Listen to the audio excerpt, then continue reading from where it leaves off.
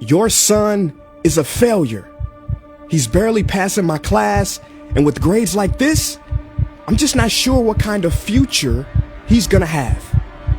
What do you have to say for yourself? You're supposed to graduate this year. Listen to Mr. Johnson. What kind of future do you think you're gonna have? With all due respect, don't call me a failure. Failure is an event, not a person, in fact. And you talk about the future, Mr. Johnson, but you're not preparing us for that. Excuse me? Just listen to what I'm saying. This should be good. Would you agree that in the future, most careers will become automated? Yeah, so? So the people who succeed will have to be curious, innovative, with resilience to adapt to new changes. What's your point? My point is, the focus in this school is not on that. It is on regurgitating information and test taking, and that's just real. But in today's world, creativity is the most important leadership skill. Oh, that's how you feel. You don't have to believe me, but maybe you will believe the 1,500 executives who recently said creativity is the most important leadership skill. See, pretty soon, no one will be hired because of what they know. Because who cares what you know or if you've memorized a fact? We've got Google and Siri for that. In the future, people will be hired because of what they can do with their knowledge. Can they creatively solve real-world problems, not just follow instructions or directions and bubble in multiple choice questions? So, Mom, that's why I'm stressed, because these robotic tasks we learn in school should stop. Because no one can do a robot's job better than a robot.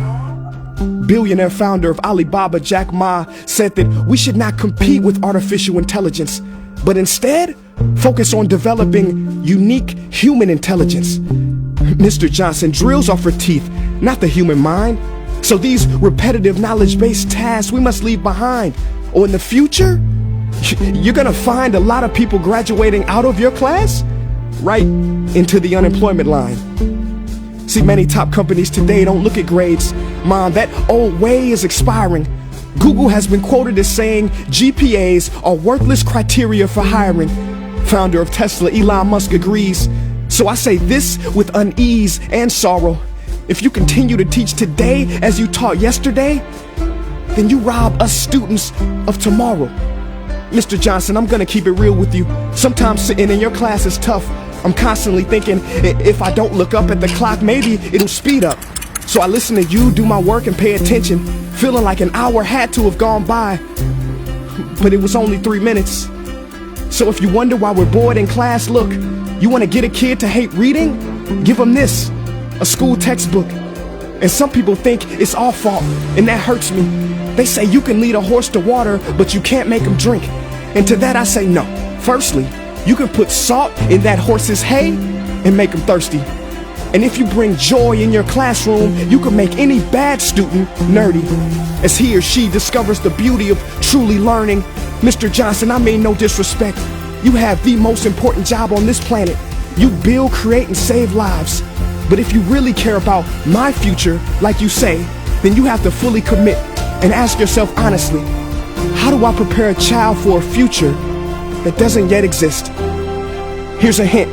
The answer is not found in this. It's using this and this. See, in the future, we will need more passion and compassion. People with inspired hearts and wisdom to uplift this planet. And Mom, I love you, but can I be real? Go ahead. You want to know one of the biggest factors for childhood success? It's not IQ. It's family meals. And we haven't had one of those in a while. See, I know sometimes you don't feel proud, because I may not be a straight A student, but I'm not stupid.